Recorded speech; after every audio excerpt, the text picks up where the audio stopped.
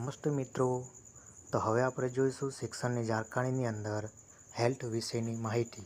તો મિત્રો, આ જાણકારી લેવા માટે આ વિડીયોને અંત સુધી જોતા રહો।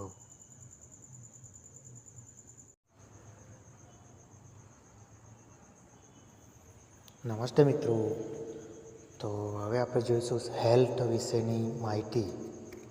અને હેલ્થમાં આપણે જોઈશું કે વાત, ગુજરાતીની અંદર વાત, પીઠ અને કફ ને નિયંત્રણમાં રાખવા માટેના બધા લાગુ પડે તેવા અમુક ઉપાયો આ પ્રમાણે છે।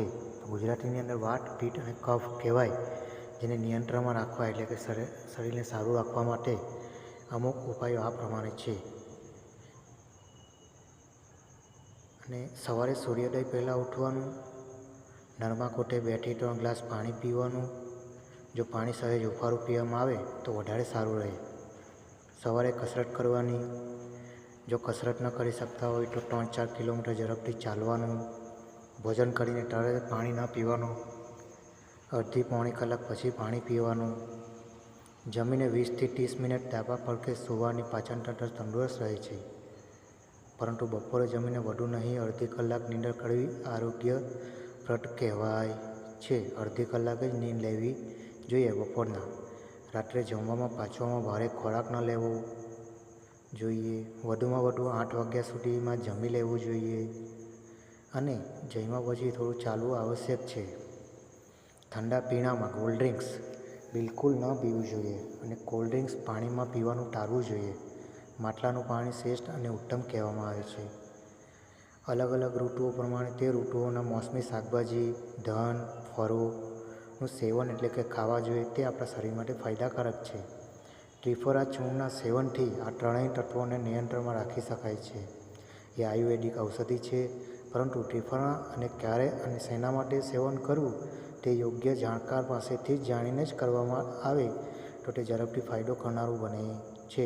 દિવસ દરમિયાન યોગ્ય માત્રામાં પાણી પીવાનું રાખવું જોઈએ। મદદ દ્રવ્યો અને માંસાહારનું સેવન ભૂલથી પણ ન કરવું જોઈએ।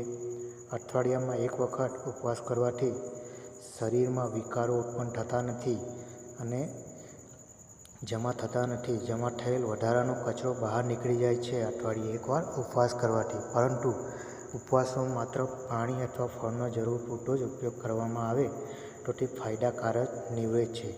તો મિત્રો, આવી જ હેલ્થ સંબંધિત જાણકારી શિક્ષણની અંદર જોવા માટે આપ આ ચેનલને સબસ્ક્રાઈબ તેમજ લાઈક કરો। તો મિત્રો, આ હતી હેલ્થની વાત, પીઠ અને કફને નિયંત્રણમાં રાખવામાં આવતી જરૂરિયાત મુજબની જાણકારી।